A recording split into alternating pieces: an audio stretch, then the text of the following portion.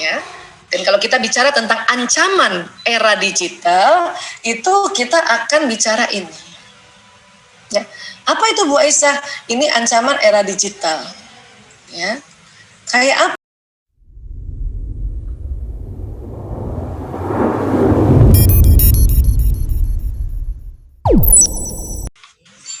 Ya. Saya kasih anonesin dulu ya. Baik. Ancaman era digital. Waduh. Ya, kalau saya sih lebih senang nostalgia aja dulu nih. Barangkali ada yang umurnya sama dengan saya nih ya, yang lahir tahun generasi X ya. Baik. Jadi ya, ini kan ada perkembangan zaman yang luar biasa ya. Ini cuma diambil dari empat angka tahun aja, padahal sebetulnya dari dulu setiap zaman itu berkembang. Setiap zaman itu berkembang biasanya ditandai dengan sebuah teknologi. Ya, dan setiap zaman juga kalau ada teknologi baru itu jadi sebuah ancaman juga. Ya, ancaman kah atau tantangan? Ya, ini dia ya. Kita flashback dulu, kita ke belakang, tahun-tahun ke belakang. Apa itu? Ya, saya senang sekali cerita tentang sesuatu itu berdasarkan sejarah ya. Ya, ini era alfabet. Lama banget dong ini kita ngomongnya ya. Iya, ya. Jadi pada saat era alfabet dulu, ini juga menjadikan ancaman. Bayangin, alfabet A, B, C sampai Z ya, dan ada huruf yang lainnya ini ancaman loh dulu ini. Ya. Kok tahu Bu Aisyah ini ancaman ya? Ya ini ada sejarahnya. Jadi saat alfabet ditemukan beberapa ribu tahun yang lalu, ya. Maka para filsuf berspekulasi bahwa komunikasi dengan cara baru ini akan berpengaruh negatif terhadap daya ingat manusia. Ini kata orang ya pada saat alfabet ABC ditemukan. Generasi tuanya berspekulasi ini. Ya. Manusia beralih dari budaya lisan ke tulisan. Jadi dulu ini ancaman. Alfabet ini ancaman loh. Dulu ya, dulu. Bahkan ya kalau kita pernah belajar tentang Plato dalam Phaedrusnya abad keempat sebelum Masehi, Plato itu marah sama orang yang menemukan huruf ini, ya. Karena penemuan Anda ini, tulisan ya, akan menciptakan lupa di jiwa para pelajar, kata Plato. Dimarahin yang menemukan tulisannya, karena sebuah ancaman, ya. Sebab mereka tidak akan menggunakan ingatan mereka akan mempercayai huruf-huruf yang ditulis di luar dan tidak mengingat sendiri. Jadi bayangkan dulu huruf, tulisan itu ancaman. Ya, abad keempat sebelum Masehi, SM sebelum Masehi. Plato. Tapi apa yang terjadi setelah Plato belajar menulis, menggabung alfabet tadi menjadi kata dan menjadi kalimat, akhirnya Plato apa yang terjadi? Dia senang sekali menulis. Makanya tulisan-tulisan Plato itu banyak. Salah satunya bukunya ini, Plato dalam Phaedrus ya, Plato's Phaedrus ya. Nah, tulisan ini dia yang tulis sendiri. Mengabadikan kesan dia pertama kali yang menganggap bahwa A, B, C, D itu ancaman. Dia tulis di sini. Sampai sini bisa sepakat dulu ya. Artinya setiap teknologi, kalau ada teknologi baru itu ancaman, dianggap ancaman. Jadi bukan ancaman digital saja, digital ini ancaman. Dari dulu pun ancaman. Bayangkan dulu teman-teman, orang-orang itu nulis itu nggak di kertas, ya, di batu. Ini batu. Ini adalah sebuah teknologi yang pada saat itu keren banget. Dan anak-anak muda tergila-gila membaca tulisan di batu. Ini belum ada kertas nih, batu.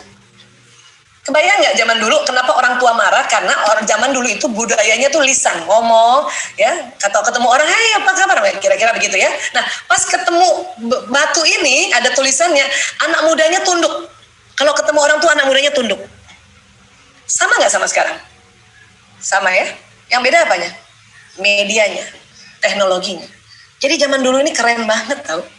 Mungkin kalau orang-orang bercerita ya, mungkin kalau ceritanya panjang mungkin ada 10 batu ya dia bawa gitu. Ya. Tapi ini dianggap ancaman loh. Oke. Dan kemudian pada saat generasi kertas, udah mulai kertas ditemukan. ya, kertas dari papirus, ya, dari tanaman papirus yang kayak singkong itu dibikin kertas. Nah, orang tambah seneng baca.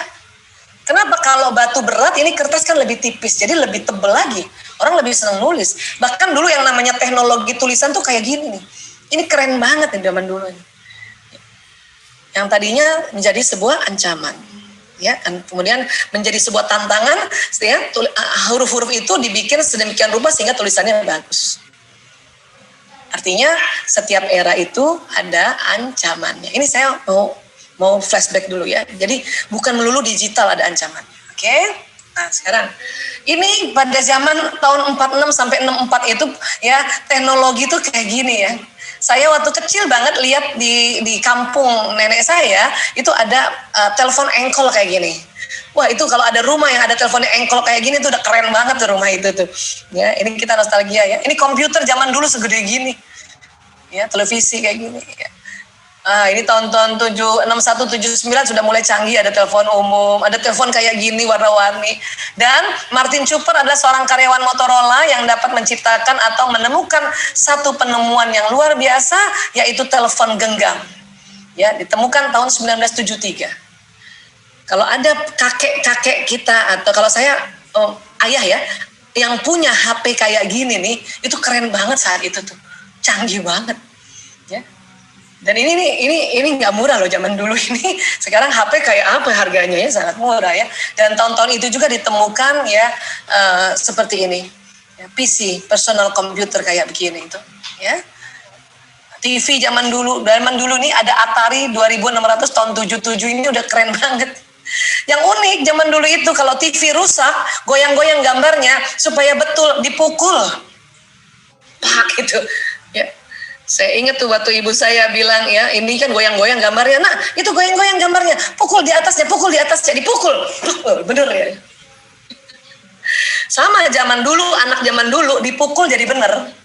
Kalau sekarang udah nggak cocok. Mana boleh televisi, laptop, atau komputer yang zaman sekarang kita pukul, malah hancur. Ya, makanya ya generasinya juga anak-anaknya yang lahir di era sekarang itu nggak boleh lagi dipukul, nggak cocok ya. Nah, kemudian kita nostalgia lagi. Nah, ini zaman saya kecil nih ya, seneng banget main congklak, main bekel, main karambol, aduh keren banget waktu itu. Monopoli, catur sampai sekarang masih ada ya. Ini ya, non digital ya, ini menyenangkan sekali. Banyak ibu-ibu suka tanya, gimana Bu Esa supaya anak-anak gak main gadget terus? Saya tanya sama ibu, Bu, di rumah ada mainan apa selain gadget? Aduh gak ada Bu Esa. Saya tanya satu kali lagi, ada congklak gak? Gak ada. Ada bekel? Gak ada. Karambol? Apalagi Bu Esa? Ya udah kalau gitu catur, gak ada. Monopoli nggak ada. Loh, gimana mau bisa kita mengalihkan anak-anak main gadgetnya ya kalau tidak menyiapkan permainan-permainan non gadgetal? Tapi dia seneng main layangan. Syukur kalau memang begitu. Tapi tidak semua tempat bisa main layangan. Di Jakarta mau di mana main layangan? Ya, kadang-kadang di atas rumah gitu. Oke. Karena di kota besar itu lahan makin kecil, itulah tempat bermain mereka anak-anak ini untuk lari-lari, loncat-loncat makin sedikit. Ya, itulah makanya dia menikmati banget gadget ini. Karena gadget itu cuma segini bentuknya. Ya, posisinya cuma duduk itu segitu doang. Makanya mereka merasa ini cocok di zaman saya. Tapi buat saya tetap kita perkenalkan permainan non-gadgetal ini. Ya. Zaman dulu nih kalau kita punya pager keren banget. Saya ingat saya waktu praktek di Rumah Sakit Sarjito di Jogja, kita pakai pager ini nih. Wih, bisa loncat lagi tidur di rumah, loncat ada pager. Ada pasien gawat, lari lagi ke rumah sakit. Ini zaman dulu. Dan nggak bisa kita tanya langsung siapa pasiennya, gimana, nggak bisa dikasih arahan, cuma dipanggil aja harus loncat. Ya. Nah inilah, dan pada zaman-zaman ini nih rasanya kalau punya komputer ini udah seneng banget, udah canggih banget. Padahal ya makin kesini makin tambah keren lagi. Ya. Terus permainan ini game watch. Ya. Kang Gen pernah main game watch ini? Main banget ya. Kita nostalgia aja dulu ya. Ya, saya kecil ya, bukan kecil ya, SMP nih kalau nggak salah, SMP SMA ini permainan ini seru banget ya. Bahkan ada abang-abang yang nyewain kayak gini nih Game Watch ini. Game Atari bisa. Iya, ini arcade, ada Pac-Man, ada Donkey Kong, mulailah kayak gini. Dan saat itu juga menyenangkan main gini. Ini usia masih kecil juga, masih SMP, SMA, seneng aja. Tapi juga orang tua zaman segini aja nih udah dimarahin juga, sama aja. Ya, jangankan zaman di sini, saya main congklak aja, zaman congklak, zaman bekel aja tetap udah marah orang tua itu. Artinya apa? Jadi kalau orang tua marah sama anak, mah itu udah biasa. Setiap era pun kayak gitu. Ya. Saya main congklak dimarahin. Kenapa dimarahin? Karena sampai maghrib. Main bekel dimarahin. Kenapa? Karena sampai isya. Jadi apa yang dimarahin sebetulnya oleh orang tua? Durasi waktunya. Main boleh kan? Iya boleh. Cuman durasi waktunya itu ya di era apapun pasti nih berantemnya gara-gara atau marahnya gara-gara itu. Ya. Nah zaman dulu ini saya ingat banget waktu SMP ada ekskul ngetik itu keren banget, udah gaya banget itu. Belajar ngetik 10 jari, mantep. Tapi sekarang mana ada kita pakai lagi kayak gini. Dulu aja ini sebuah ancaman loh. Ya, saya ingat juga ibu saya marah terus kalau saya ngetik aja. Padahal saya lagi ngetik bikin surat kah, atau ngetik bikin cerita pendek-pendek cerpen gitu ya. Zaman dulu kan cerpen kita taruh di majalah dinding sekolah. Kita ngetik, itu pun udah dimarahin. Kenapa? Lupa waktu. Karena memang kalau kita masih anak-anak itu ya pengendalian diri untuk waktu itu memang perlu belajar terus didampingi terus gitu. Ini kita nostalgia dulu ya. Makanya perkembangan yang sekarang sangat pesat, sudah nggak bisa lagi saya nih ngikutin itu derasnya perkembangan sekarang ini gitu. Ya. Oke. Nah, kemudian revolusi digital itu sejak tahun 1980-an dengan perubahan teknologi mekanik dan analog ke teknologi digital. Jadi ini memang berkembang. Yang disebut era digital itu tuh tahun 80-an nih, revolusi digital. Ya. Jadi kalau yang ngerti era ini dia pasti jelasinnya asik nih, ya. Buat kita ini aja dulu, sekitar ini dulu, nanti ada pendalaman dari Kang Ginanjar ya. Baik. Dan kemudian perkembangan teknologi ini menjadi masif atau menjadi sangat tersebar setelah penemuan personal komputer PC, ya, yaitu sistem yang dirancang dan diorganisir secara otomatis untuk menerima dan menyimpan data input, ya, memprosesnya dan menghasilkan output di bawah kendali instruksi elektronik yang tersimpan di memori yang dapat memanipulasi data dengan cepat dan tepat. Itu makanya jadi sangat menyebar luas karena ada ya komputer-komputer udah bisa di rumah ya. Ini dengan semua peralatan ini hanya di satu tempat mejanya ya. Bahkan nanti lagi kalau sudah mulai pakai laptop udah di mana-mana bisa mengakses data, memasukkan, memproses dan sebagainya. Itu makanya jadi sangat menyebar teknologi ini. Ya. Kalau dulu PC zaman dulu itu kan mesin ketik ya. Dan ini aja PC ini aja udah asik banget dulu. Saya ingat juga waktu saya SMP SMA sudah punya komputer kayak gini. Itu kalau ada karya tulis buatan tugas sekolah kita ngetik itu. Walaupun itu masih warnanya hijau, warna itu nggak ada gambar, nggak ada lah, ya. Itu aja sudah sangat menikmati gitu, sangat bermanfaat. Apalagi sekarang, ya. Nah, jadi teknologi digital yang semakin canggih menyebabkan terjadinya perubahan besar dunia. Ini kita harus sadari, ya. Dan era digital ini ya, apakah sebetulnya kita siap atau belum siap, atau ini sebuah opsi ya, atau sebuah pilihan ya? Ya biarin nih era digital nih, walaupun era digital saya nggak mau pakai digital, di rumah saya nggak boleh ada digital sama sekali. Apakah itu suatu opsi? Ya. Atau ada orang bilang sebetulnya Indonesia belum siap dengan era digital, betul nggak? Ya, bukan. Bukan masalah siap atau belum siap atau ini harus suatu pilihan, bukan. Era digital ini adalah konsekuensi. Dia akan terus berkembang walaupun kita tahan-tahan nggak mau pakai digital. Dia berkembang terus. Bagaikan kita hidup di dunia itu ada gelombang air di laut, tetap nyala dia, tetap jalan. Ini namanya konsekuensi era. Mau nggak mau kita pakai.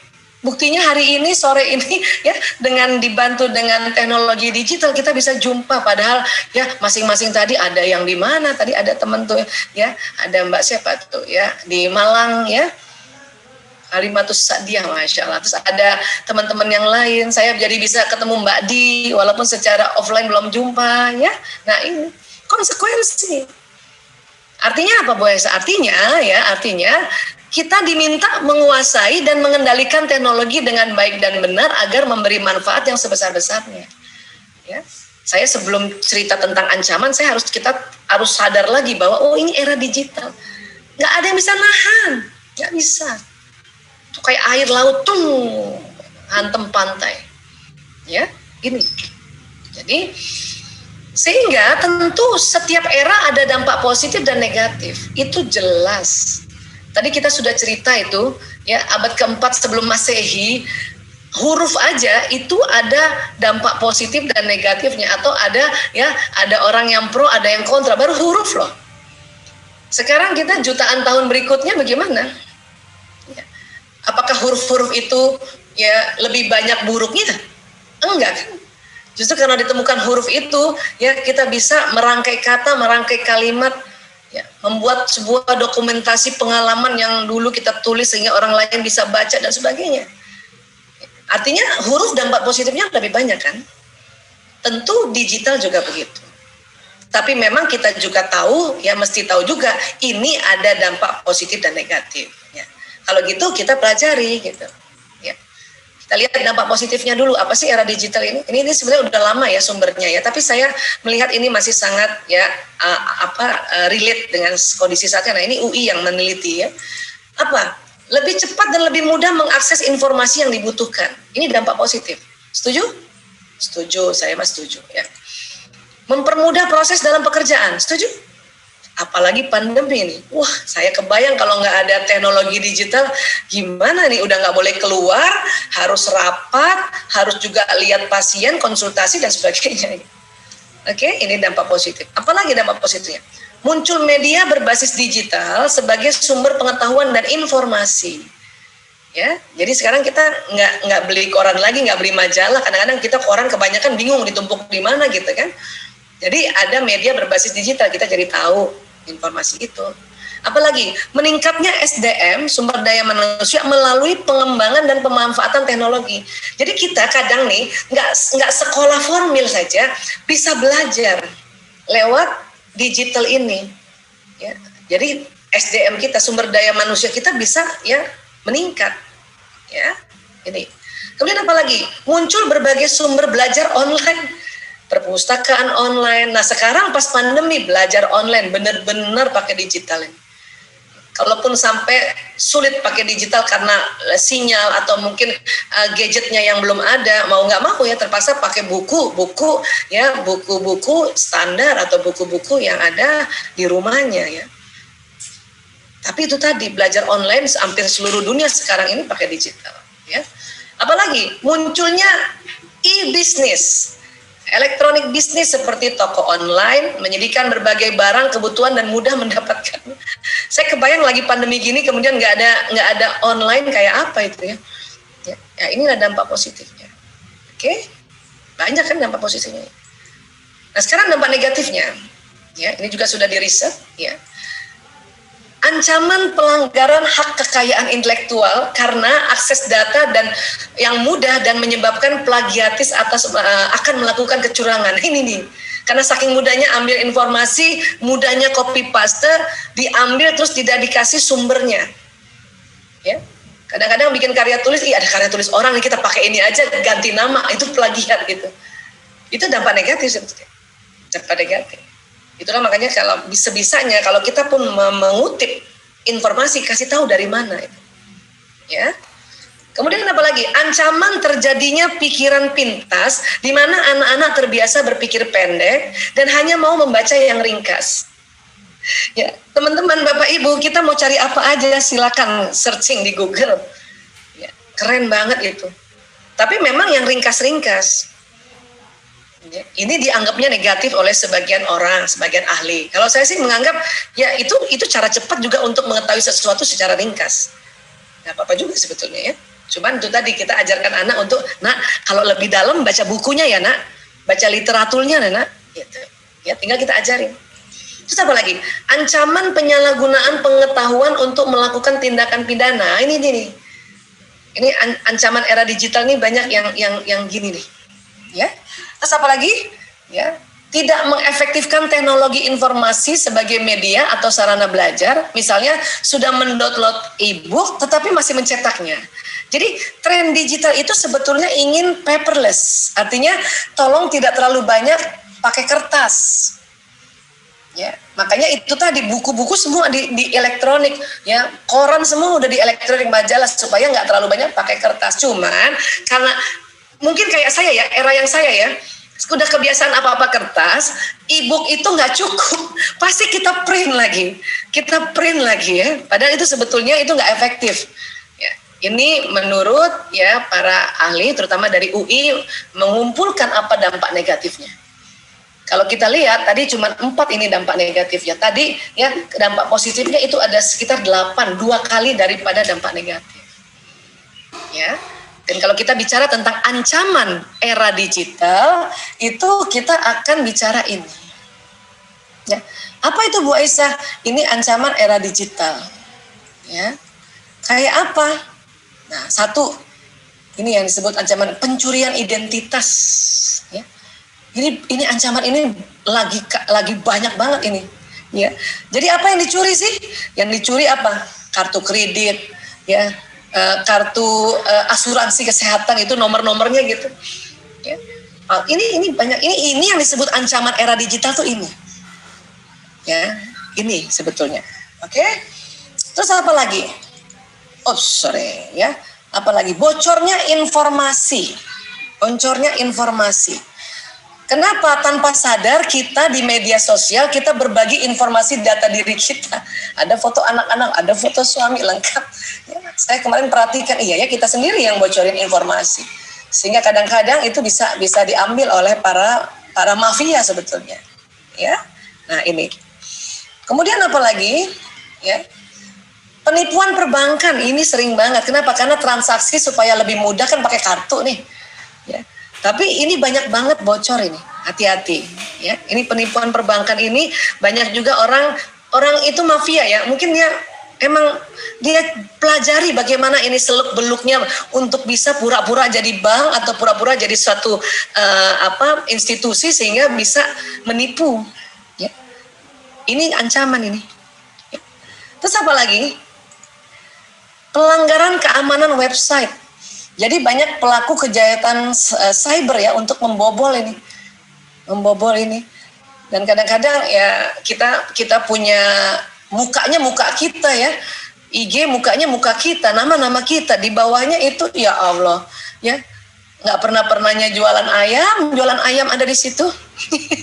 Ya, jadi ada pelanggaran keamanan website ini, walaupun semua yang membuat website ini menawarkan keamanan, tetapi tetap aja bisa. Ini dibuat ancaman juga. Ya. Apalagi troll internet. Ya, ini menyebelin nih troll internet. Kenapa? Ada orang tuh seneng banget mengacaukan informasi data kita.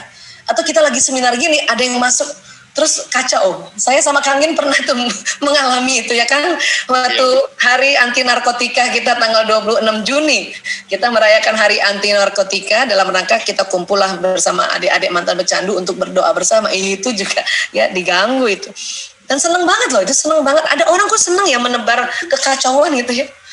Nah, ini 5 ancaman di era digital nih yang kalau kita bicara tentang ancaman era digital, ya. Nah, terus apa yang harus kita lakukan sebetulnya? Tadi kan kita sudah belajar ya, kita tahu bahwa setiap era ada ancamannya. Ya. Berikutnya adalah sadar juga bahwa kita ini generasi berbeda, orang tua dengan anaknya. Ya, ini beda-beda nih. Saya saja di generasi X tahun 65 sampai 79. Ya. Kang Gin di generasi apa, Kang? Mbak Di umur berapa Mbak Di? Mbak Di lahir tahun berapa Mbak Di? Kang Gin lahir tahun Gen Y saya. Di sini ya? Tahun 80-an? Ya Allah muda banget Kang Gin. Ya di sini biar jadi muda. Mbak Di lahir tahun berapa? 92 dokter. 92 generasi Y. Ya. Inilah generasi milenial angkatan pertama. Ya. Nah, yang milenial saja, anaknya kan sekarang di Z ya. atau di alfa. Artinya antara orang tua sama anak itu pasti beda generasinya. Tentu beda pendekatan pemahaman tentang ya ancaman generasi. Anak-anak kita sekarang dia nggak rasa itu sebuah ancaman itu yang lainnya. Ya. Oke, ya ini kalau ini namanya baby boomer ya, 4664. Ini mungkin masih ada oma yang di sini. Di atasnya ini ada nggak Bu Aisyah baby boomer? Ada, masih sangat sedikit sekali. Ya, yang lahir sebelum 46. Itu namanya eldest ya. Tertua gitu kali ya. Ya, ini saya di sini generasi X, suami saya sudah baby boomer. Anak-anak saya yang sama Kang Gin sama Mbak di generasi milenial ada satu Mas Lanang, selebihnya di Z. Dan mungkin teman-teman yang hadir di sini adalah ibu-ibu yang generasi milenial, anaknya yang generasi alfa, yang lahirnya 2011 sampai nanti 2025. Ya, ini juga harus disadari bahwa kita memang beda generasi. Ya. Kemudian ada ciri khasnya, generasi milenial ini generasi yang lahir dan tumbuh di lingkungan serba digital. Milenial tidak bisa lepas dari perangkat mobile mereka. Milenial tumbuh dalam budaya berbagi. Ini ada satu yang unik ya. Milenial tumbuh dalam budaya berbagi. Apa maksudnya Bu Aisyah? Dia senang share, dia senang sharing. Apapun di-share lewat media sosial juga, lewat media, lewat digital juga. Makan siang ini sebelum dimakan di-share. Ya, ketemu temen di mana satu tempat di-share. Atau apapun lagi marah kesel bikin di-share lewat status. Itu makanya dikenal sebagai milenial ini tumbuh dalam budaya berbagi, apa-apa di-share. Ya. Sementara generasi X itu budaya tertutup. Kita sedih nggak kita share ke orang-orang, kita tulis di mana buku diary. Kalau perlu buku diary-nya itu ada gemboknya, nggak boleh ada yang lihat. Walaupun orang tua kita. Barangkali ada ibu-ibu yang sama umurnya sama saya pakai buku diary. Mbak Di waktu muda nggak pakai buku diary kan? Saya juga Masih pakai.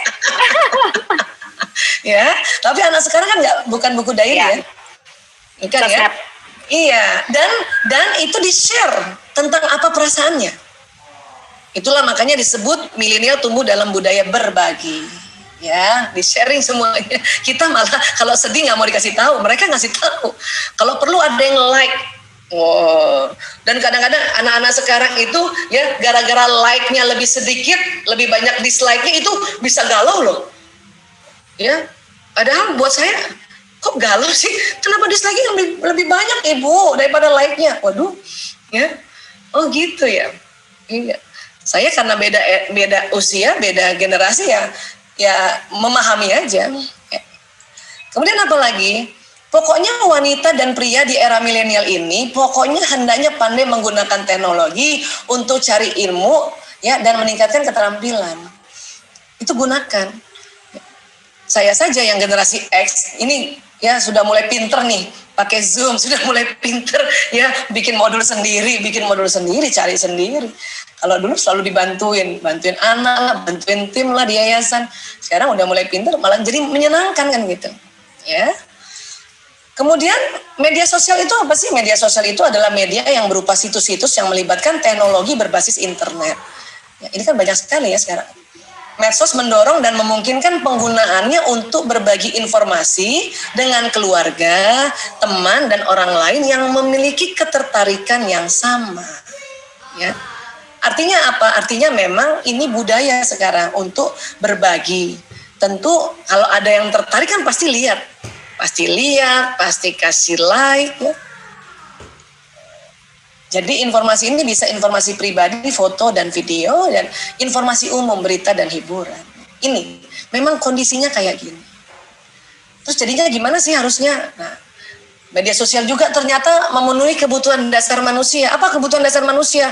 Senang bergaul, senang mengungkapkan diri, dan untuk diterima. Makanya semuanya di-share. Saya dulu juga pertama kali lihat kayak gini aneh gitu. Kok di-share ya? Karena kita dulu nggak begini gitu ya.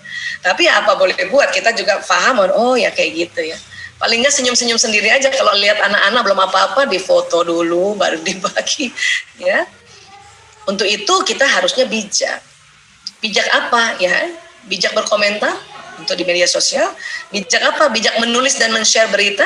Karena tadi budaya sharing kan, budaya berbagi. Dan juga bijak dalam waktu penggunaan bagi diri sendiri. untuk anak bagaimana Bu Esa? Ini juga ajarin juga bijak 3 ini. Karena anak-anak kalau terlalu banyak diajarin, ya terlalu banyak larang-larang, itu malah dia nggak dikerjakan. Pokoknya nak bijak berkomentar ya nak, kalau ada temenmu apa, kamu harus bijak berkomentar ya, yang baik, benar, pantas. Gitu. Menulis ada share berita tuh yang bijak ya, harus tahu mana yang hoax dan sebagainya ya nak. Gitu. Dan bijak dalam penggunaan waktu bagi diri sendiri. Nah cuman ini sangat variasi. Ada keluarga yang saklek banget, anak-anak pokoknya habis belajar online simpen semua gadgetnya, ada yang begitu. Ada ibu atau keluarga juga masih sudah lebih bisa. Oke, habis belajar online, anak-anak masih dikasih kesempatan untuk bermain dulu. Yang penting pas azan sholat dulu, baru main lagi. Ada yang begitu, ya. Ada orang ya sudah deh, karena semuanya milenial, semuanya semuanya butuh juga digital, teknologi, silakan pakai. Yang penting waktu makan malam bareng, simpen semua digitalnya atau simpen semua gadgetnya. Itu juga bisa kayak gitu, ya. Apapun itu, pokoknya masing-masing keluarga punya cara sendiri, kebijakan sendiri. Yang penting waktu kita memberitahu pada anak yang lembut caranya. Itu saja sebetulnya. Sebetulnya ada dampak yang buruk nggak sih? Ya kalau dampak buruk ya apapun apa buruk. Zaman batu juga buruk. Apa buruknya zaman batu Bu Aisyah? Kalau dia jengkel tuh batu dilempar ke orang, itu juga buruk. Memang ini juga sumber dari theasianparent.com mengatakan bahwa ini nih gangguannya, mengganggu pertumbuhan otak anak, tumbuh kembang yang lambat, obesitas karena mereka sambil nonton sambil makan, kurang tidur kalau lagi nonton sesuatu yang berseri atau main game online yang berseri. Kelainan mental bisa juga Bu Esa, menurut The Asian Parent iya begitu.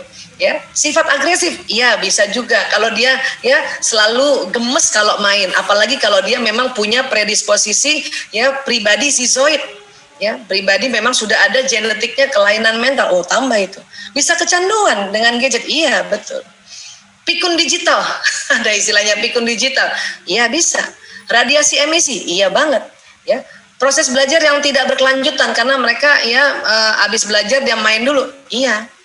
Ini ya yang dikumpul oleh theasianparent.com bahwa ini bahayanya. Ya. Terus kalau gitu anak-anak ini boleh main gadget atau digital tuh gimana sih ini dia? Anak umur 0 sampai 2 tahun tidak boleh terpapar oleh teknologi sama sekali.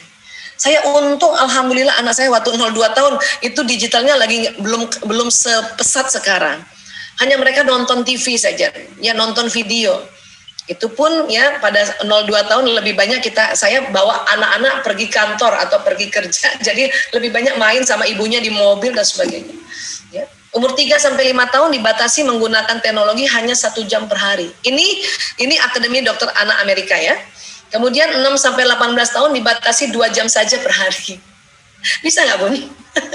Saya waktu lihat ini ya saya cuma senyum saja. Oh, yang penting ini patokan dari Akademi Dokter Anak Amerika.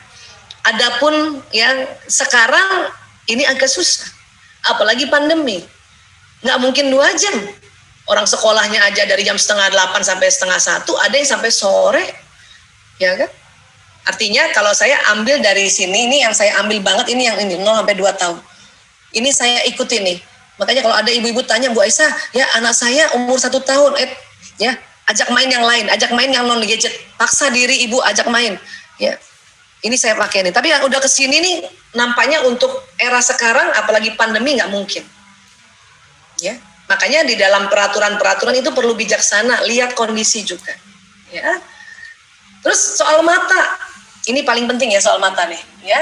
Kelelahan mata atau computer vision ini, ya computer vision syndrome dialami oleh 50% sampai 90% pengguna gadget karena terlalu lama melihat layar gadget. Miop minus ini juga membuat ya anak-anak banyak minusnya. Jadi kalau mencegahnya gimana? Ini ya kalau kita lihat gadget ini ya sebisanya jarak 50 sampai 60. Saya sendiri makanya saya bikin ini jauh banget ini ya dia punya monitor jauh sekali. Karena buat saya juga yang matanya udah mata tua ya, sudah plus, makin jauh makin asik ngelihatnya gitu. Makin jauh masih enak. Jadi kalau ada orang baca buku atau baca kertas dia nggak pakai kacamata terus dia udah begini, itu berarti udah ya matanya plus itu. ya. Kemudian tutup dengan kedua tangan saat mengistirahatkan mata, jadi gitu. Atau pakai yang kain tutup mata itu, ya. Kemudian biasakan mata untuk sering berkedip setiap 3 sampai 4 detik, ya, selama 20 menit bisa membantu mata beristirahat. Ya, jadi sering berkedip. Kemudian ya teknik mengistirahatkan mata bisa tiap 20 menit istirahatkan mata selama 20 detik dengan melihat objek-objek yang jauhnya kurang lebih 6 meter. Jadi ini kalau saya biasanya nih udah habis seminar gini, sebelum tanya jawab atau setelah tanya jawab, itu saya harus lihat tempat lain yang dia lebih jauh gitu. Ya, lebih jauh. Sebanyak selama berapa? 20 detik. Itu yang minimal harusnya 20 menit sekali. Tapi kadang-kadang kita sulit juga nih. 40 menit kasih paparan, 50 menit masih belum bisa ngelihat 20 detik. Tapi tetap berusaha untuk ini. Atau pijat dengan lembut permukaan kelopak mata dengan gerakan melingkar. Di sini, ya, kelopak mata melingkar. Lembut ya, harus dengan lembut. Gitu ya. Nah ini dari pesan dari Mr. Speedy nih. Tapi ini saya setuju ya. Ya.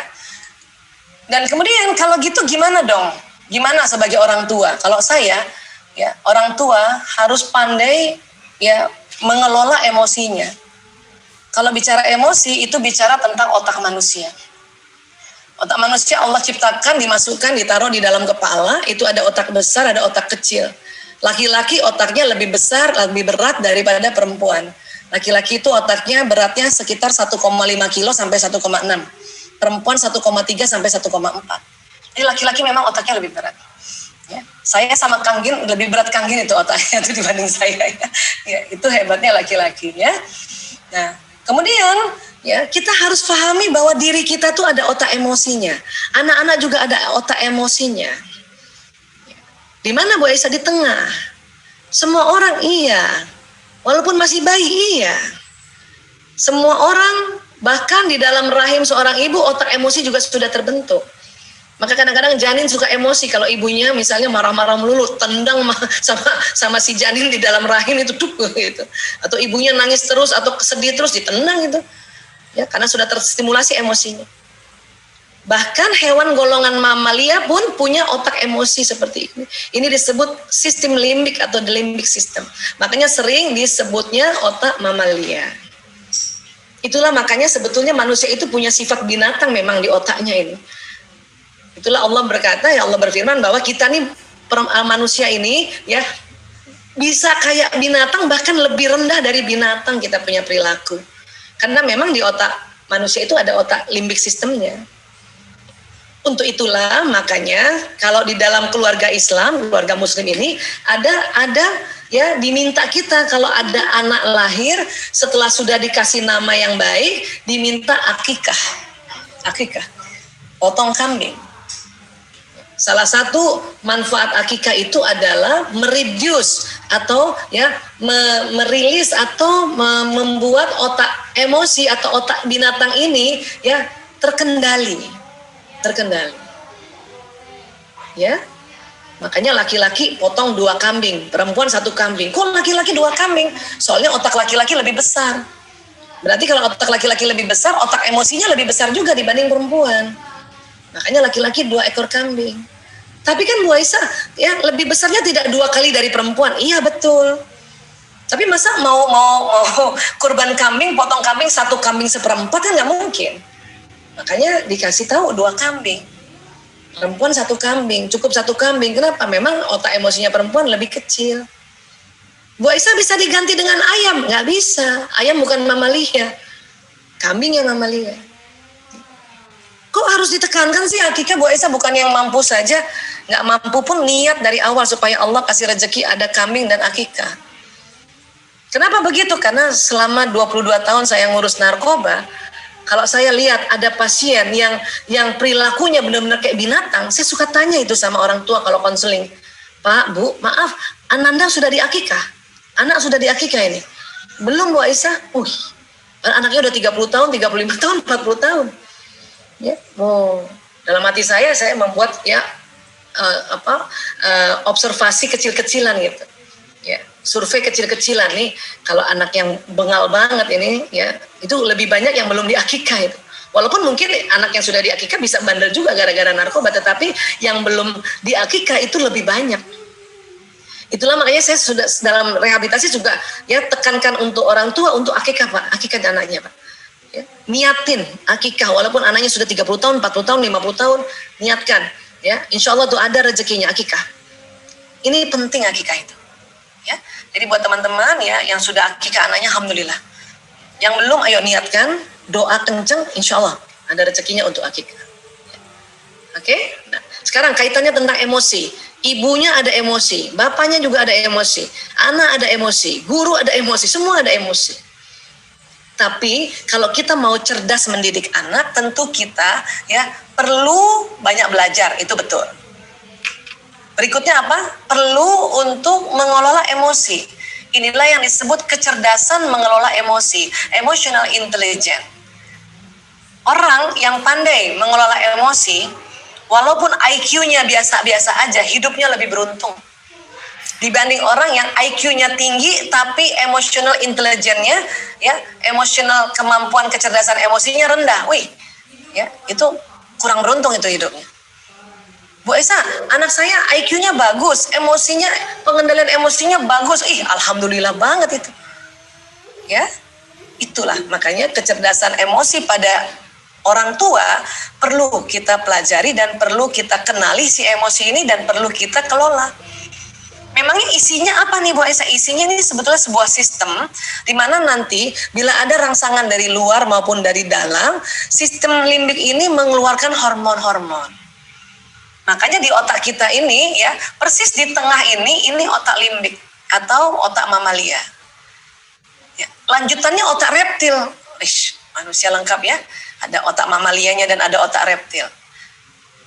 Reptil juga sebetulnya ada otak mamalia dan reptil yang nanti yang membedakan antara otak mamalia, maksud saya mamalia punya otak mamalia dan reptil. Kalau reptil hanya otak reptil saja, dia nggak punya yang di atas. Ya, nanti yang membedakan mamalia dengan manusia ini neokorteks. Ya, mohon maaf Bapak Ibu teman-teman semuanya, kalau kita bicara tentang tubuh manusia, kesepakatan internasionalnya pakai bahasa Latin. Ya. Walaupun nggak usah dihafal, tapi tahu aja lah kira-kira di mana ya di sini. Ini yang membedakan neokorteks ini yang membedakan antara binatang mamalia dengan manusia. Kita lebih tebal. Di sini nanti berbagai banyak proses program-program. Ya, di paling depan ini di belakang dahi inilah prefrontal cortex inilah tempat di mana kalau kita nasehatin anak, ajarin anak, ya itu masuknya di sini.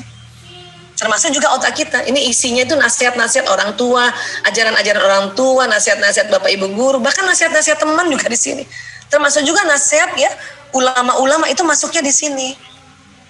Masuknya di sini. Dari mana Bu Aisyah? Dari panca inderanya, dari mata, telinga, penghidu, ya, pengecap dan kemudian ya peraba itu masuk. Langsung ke sini? Enggak. Kemana? Batang otak dulu.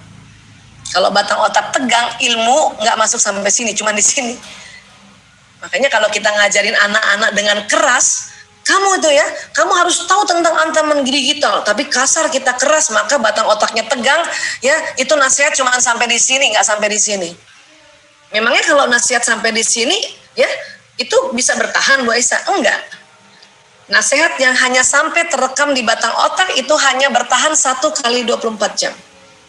Jadi kalau kita marahin anak ya untuk mengerjakan sesuatu itu berarti dia cuma ingat 1 kali 24 jam. Besok lupa lagi tuh. Kalau buang sampah di sini nak, misalnya gitu ya. Udah buang sampah di situ, misalnya gitu ya. Itu anak dengar dan memang anak ini melakukan, dia tetap buang sampah.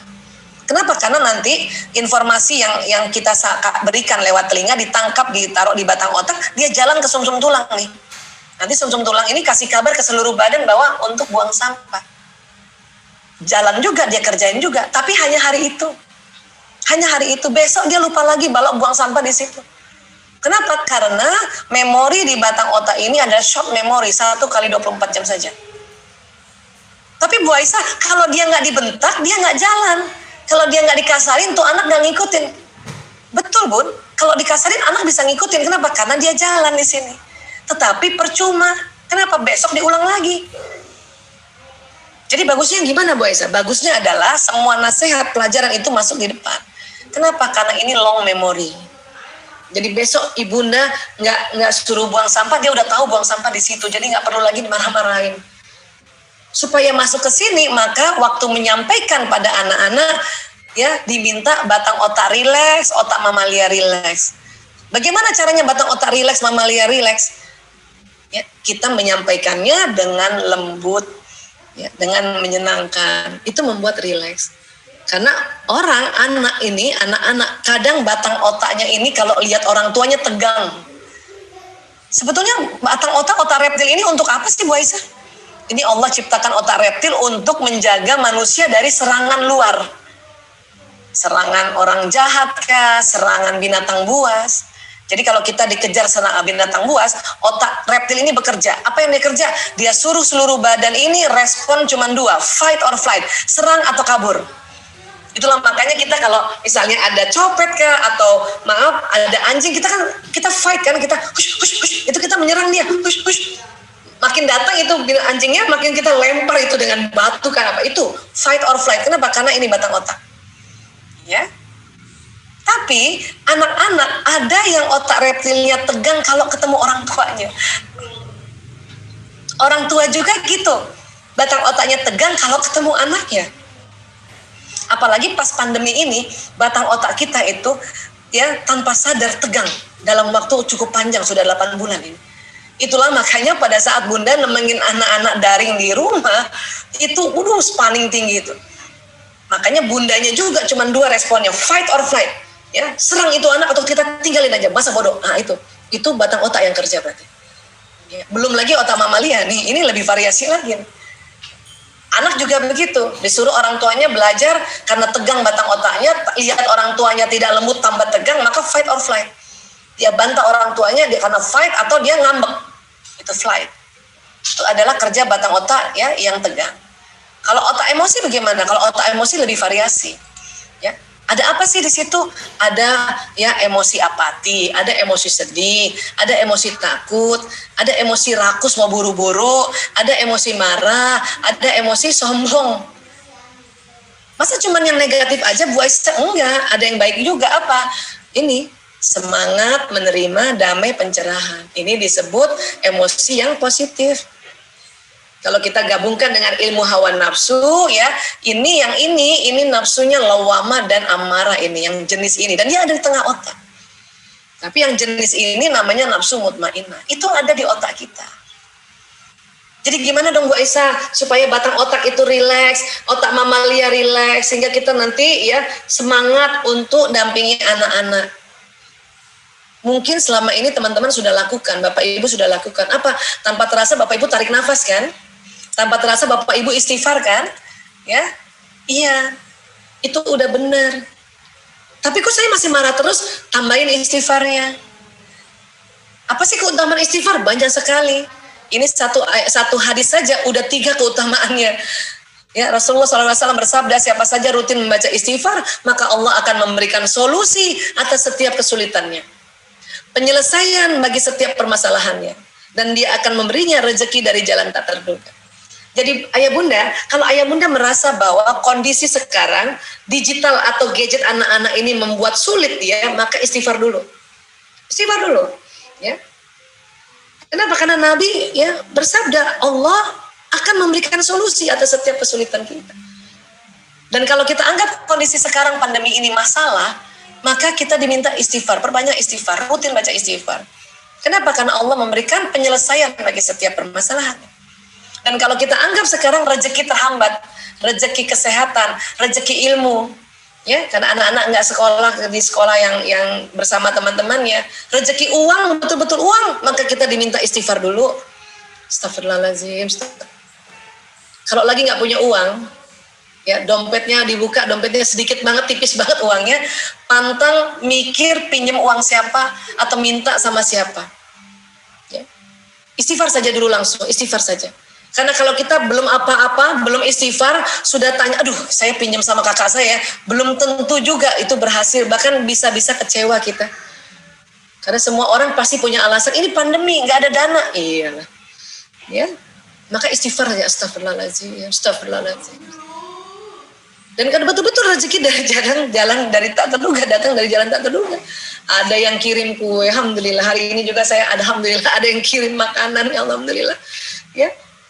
Ada ibu-ibu tanya sama saya, masa iya sih Bu Aisyah dengan istighfar aja kita dapat rezeki? Iya. Saya mah beriman sama Rasulullah SAW ini, ya yakin banget dan sudah dibuktikan. Ya, dengan kita istighfar perbanyak dulu, maka ya ini nggak mungkin lewat, ini benar, ini janjinya Nabi. Ya. Boleh nggak kita kalau misalnya kita kesel kita ucapkan ya innalillahi wa inna ilaihi rajiun, kalimat istirja, boleh banget. Ya. Kita takut kita ucapkan innalillahi wa inna, iya boleh banget. Ya, boleh banget itu. Ya. Apapun kita berzikir itu akan membuat emosi negatif menjadi emosi positif. Ya. Terus otak ini karena ada listrik, jadi di otak ini ada rangkaian listrik di situ. Makanya otak ini itu ada gelombangnya. Hati-hati kalau bunda atau ayah marah, kan marah ada di otak sini ya. Nggak cepat-cepat istighfar, maka marah itu bisa keluar dari otak kita menuju anak kita. Maka anak berasa apa ya nggak enak ya. Padahal tadi aku nggak apa-apa, aku tadi bangun pagi, mandi pakai seragam, kenapa perasaan aku nggak enak? Bisa jadi karena apa? Gelombang pikiran manusia atau gelombang pikiran orang tua keluar dari otak kita sampai ke anak. Dan gelombang ini membawa apapun pikiran, baik pikiran yang negatif maupun positif. Membawa emosi, baik emosi negatif sama positif. Ini makanya cepat-cepat istighfar, cepat-cepat tarik nafas, cepat-cepat zikir, astagfirullahaladzim, ya Allah, ya Allah, ya Allah, ya Allah. Supaya yang keluar ini yang baik-baik. Ya. Nah, daya listrik otak hanya mempunyai daya 5-10 watt, memang kecil. Akan tetapi ketika daya listrik ini difokuskan seperti sinar laser dia, mampu menembus rintangan yang sulit sekalipun. Mantap ya, luar biasanya sinyal di otak kita nih. Bahkan bukan hanya otak, seluruh badan, terutama jantung. Jantung frekuensinya itu lebih kencang dari otak. 5.000 kali lebih kuat dari otak. Makanya kadang kita ada namanya kontak batin. Itu jantung kita memberi pesan ke jantung-jantung yang lain itu. Ya. Jadi tubuh kita ini ada badan seluler ini. Ini biasanya kita belajar biologi, belajar IPA, ini kayak gini ya. Atau belajar kedokteran seperti saya nih kedokteran barat kita belajar ini. Dan tubuh manusia itu ada juga yang jenisnya badan bioplasmik. Keluar dari tubuh kita itu nur, cahaya. Atau kalau bahasa fisika, terutama fisika kuantum, ini namanya gelombang elektromagnetik. Dia keluar. Dari mana keluarnya itu Bu Aisyah? Dari otak, dari jantung, dan dari seluruh tubuh. Jantung ini lebih power. Dia 5.000 kali gelombangnya dibanding otak. Ya. Kalau dari tubuh dari mana Bu Aisyah? Dari sini, pembuluh meridian. Apa ini? Ini pori-pori. Di mana dia? Di bawah kulit. Mengeluarkan apa? Gelombang elektromagnetik. Mengeluarkan sinyal. Kalau pori-pori yang di atas kulit, ini keluarinnya garam. Tapi kalau kita jilat asin. Ya. Nah ini yang di bawah kulit. Dia bentuknya bulat-bulat. Dan dia ada pintunya. Dan lucu tuh, pintunya itu kalau kita lihat pakai mikroskop elektron, dia berputar ke kiri kayak orang tawaf. Semakin bagus putarannya semakin keluar bagus sinyalnya. Dan sinyal ini apa fungsinya? Dia membawa pesan apa? Pesan pikiran. Pesan apa lagi? Pesan perasaan. Pesan apa lagi? Pesan emosi. Pesan apa? Pesan niat. Pesan prasangka dan pesan doa. Jadi kalau kita berdoa itu ya, selain ya kita sudah tunduk kepala Rabbana atina fid dunya hasanah, maka pesan itu jalan ke sistem saraf. Kok jalan ke sistem saraf Bu Aisyah? Karena ini kerjanya kayak kabel listrik. Dia bawa pesan, dia jalan ke badan. Dan badan ini selalu sinyal ini keluar tanpa henti. Nah sinyal ini nanti membawa pesan doa. Dikirim doa itu ke alam semesta. Apalagi kalau doanya ini khusus kita sebut untuk si Fulan bin Fulan, untuk anakku Fulan bin Fulan, Al-Fatihah. Maka sinyal bunda, sinyal ayah menuju ke anak yang kita sebut tadi. Baru kita doa, ya Allah, saya mohon ya Allah, lindungi anakku dari segala ancaman digital. Gitu. Setelah kita tahu ciri-ciri ancaman digital kan kita bisa juga kasih tahu anak, tapi bisa juga daripada bingung-bingung dan marah terus, maka doakan. Sinyal akan sampai ke anak. Ya. Dari mana sih sinyal itu? Dari sel tubuh. Ini sel tubuh ini, seluruh tubuh ini ada triliunan. Dari bagian mananya yang sel tubuh itu keluar sinyal tadi ini, mitokondria. Dia memproses makanan. Yang mana makanannya? Yang mengandung karbohidrat. Lewat mana dia keluarnya, Bu Aisyah? Ini loh, lewat pintu-pintu ini. Jadi makanan yang diproses terutama karbohidrat di mitokondria ini ya, ini diolah sehingga menjadi energi untuk badan seluler, badan yang ini nih yang kita rasa, dan badan bioplasmik getaran tadi. Ya. Dan yang luar biasa adalah mitokondria ini, setiap manusia mitokondrianya dari sel telur ibunya, dari ibunya. Aisyah Dahlan, mitokondrianya itu dari ibu saya, Hermina Ishak. Kalau nama saya dari ayah saya, Dahlan Hussein. Tapi mitokondria saya dari ibu saya. Anak saya 5, Lanang, Prio, Kakung, Jaler, ini 4 lagi ya, dan Ragil yang bungsu, mitokondrianya dari saya. Tapi nama mereka dari nama ayahnya, semua pakai Sismadi, karena ayahnya Priyanto Sismadi, nama kakek sebetulnya. Suami saya Priyanto Sismadi, mitokondrianya dari ibunya, Ibu Zainah. Tapi nama dia ambil dari bapaknya. Begitu diatur oleh Islam. Dan ini ya, penelitian biomolekuler mutakhir mengatakan mitokondria ini dari ibu. Artinya karena mitokondria ini menghasilkan energi, menghasilkan semangat, maka kalau ibu semangat, anak semangat. Dan semangat itu bukan di awal ya, semangat itu juga misalnya ibu sekarang setelah tahu bahwa oh kalau kita semangat, sekarang ibu semangat, maka anak ikut semangat nanti. Bukan bawaan harus dari awal semangat itu, bukan. Itu energi ini karena diprosesnya kan selalu ada. Ibu kan makan nasinya atau makan karbohidrat kan setiap hari kan. Maka setiap hari juga sinyal ada ya, gelombang itu ada. Tinggal kita tambah semangat. Oke? Jadi badan bioplasmik ini, gelombang elektromagnetik yang keluar dari pembuluh meridian, itu sumbernya dari mitokondria dan itu mitokondria dari ibu. Makanya sering saya jelaskan kalau berapa kali saya melakukan seminar seperti ini, saya bilang apa? Sinyal anak sama dengan sinyal ibunya. Sinyal anak sama dengan sinyal ibu. Itulah makanya mengapa ibu kalau doakan ke anak itu cepet banget jalannya itu. Ibu sama anak itu satu provider.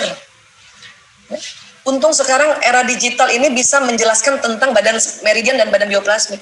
Jadi sesungguhnya manusia ini adalah gadget yang Allah ciptakan. Cuman kita ya ketutup dengan gadget yang manusia buat. Sehingga kita nggak punya ilmu tentang gadget diri kita ini. Orang tua zaman dulu belum ada gadget kayak gini, mereka bisa saling memberi informasi. Raja Samudra Pasai kasih pesan kepada raja di Ambon, ya, kasih pesan juga di Raja Mataram, itu lewat sinyal ini. Teman-teman, Bapak Ibu pernah nggak merasa gini, ya, telepon Kang Gin, belum saya telepon, dia udah telepon duluan. Itu bukan kebetulan. Itu kenapa otak saya itu waktu terlintas mau ngomong sama Kang Gin, ini udah jalan duluan. Dan sinyal ini tembus dinding kamar, tembus dinding rumah, tembus jalanan, tembus semuanya.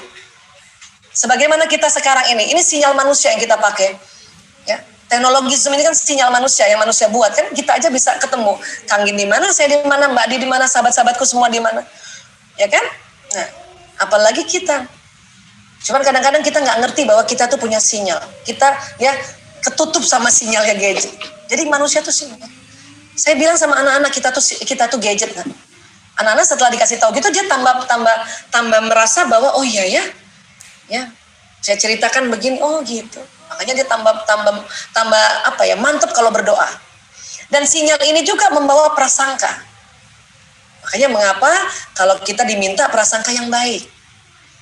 Dan sinyal ini selain membawa pesan ke alam semesta, sinyal ini bisa menarik, dia narik karena dia ada magnetnya. Apa yang ditarik peristiwa, apa yang ditarik kejadian, apa yang ditarik orang, apa yang ditarik benda. Yang bagaimana, seperti apa yang kamu ucapkan. Ya. Allah berfirman di hadis qudsi, aku mengikuti prasangka hambaku. Jadi kalau si hamba ini, kita ini kan hambanya Allah ya, berprasangka baik, maka keluar dia gelombangnya ke alam semesta, dia narik prasangka baik. Alam semesta ini sudah Allah kasih perintah sunatullah. Pokoknya kalau ada orang yang berprasangka baik ya, dia narik segera datang itu semua benda-benda di alam semesta ini. Ya. Kalau kita berprasangka buruk, maka akan prasangka buruk itu bisa kejadian karena kita yang tarik. Kalau kita selalu berprasangka sama anak, aduh kacau nih anak nih, pasti nanti dia kecanduan, pasti itu terjadi bisa. Jadi hati-hati bicara, terutama ibu. Ya, kita sudah tahu memang ada dampak positif negatif. Kita juga sudah sampaikan ke anak-anak, hati-hati ya. Ada ancaman era digital nih, ada 5 nih, nak, yang bahaya banget sekarang karena identitas diambil dan sebagainya. Nah, hati-hati matanya ya, nak. Kita udah kasih tahu kan? Nah, ini hati-hati kalau kelamaan nanti otakmu nih ada radiasi. Udah kasih tahu kan? Sudah kasih tahu kan? Selebihnya apa? Berprasangka baiklah. Berprasangka baik. Dan doakan. Ini harusnya, ya. Jadi kalau kita ambil ilustrasinya kayak gini kira-kira, ya.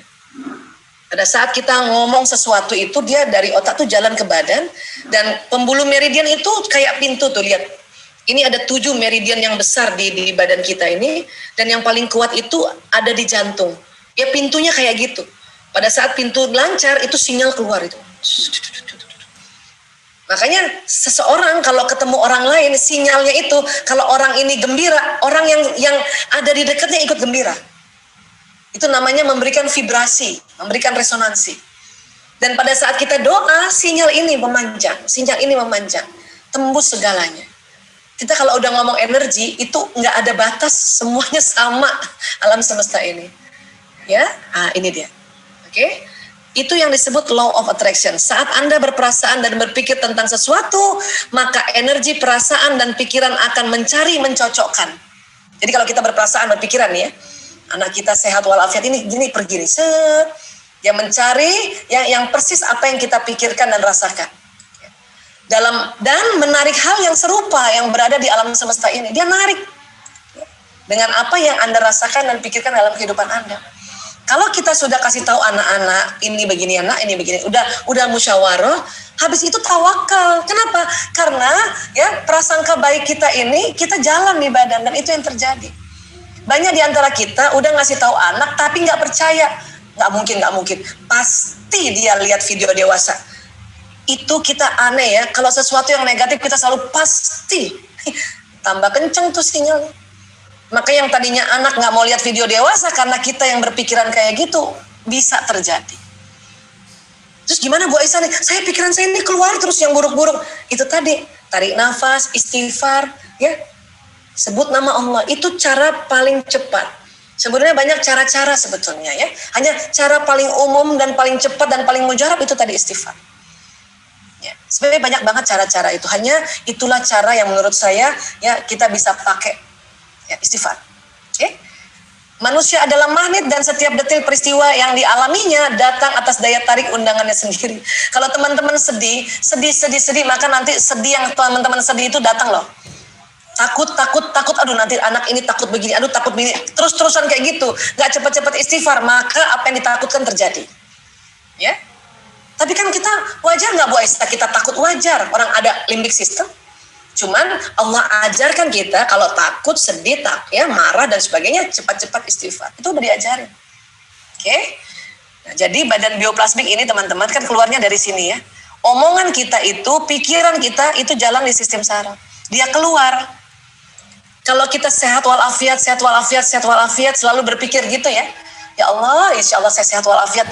Terus kita mikir betul-betul bahwa kita sehat dan manfaat, sehat dan afiat. Maka itu keluar dari badan kita. Dan apa yang ditarik, maka akan ditarik sehat walafiat. Benar-benar akan ditarik hal-hal yang nanti membuat kita sehat. Kadang ada orang datang bawain madu, kadang orang datang bawain habatus sauda.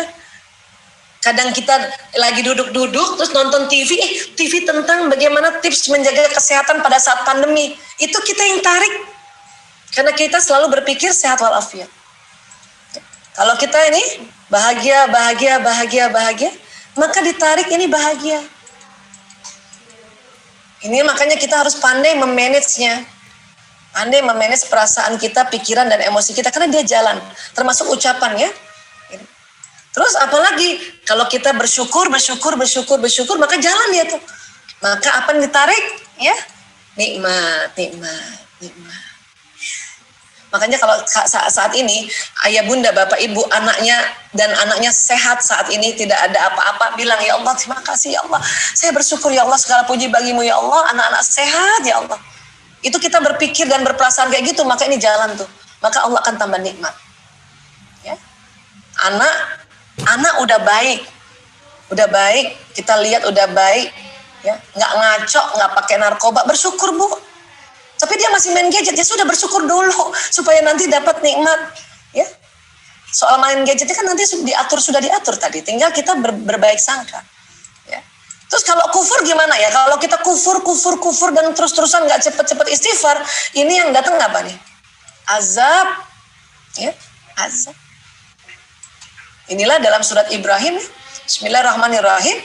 Wa ista'azzana rabbukum la in syakartum la azidannakum wa la in kafartum inna adzabi lasyadid.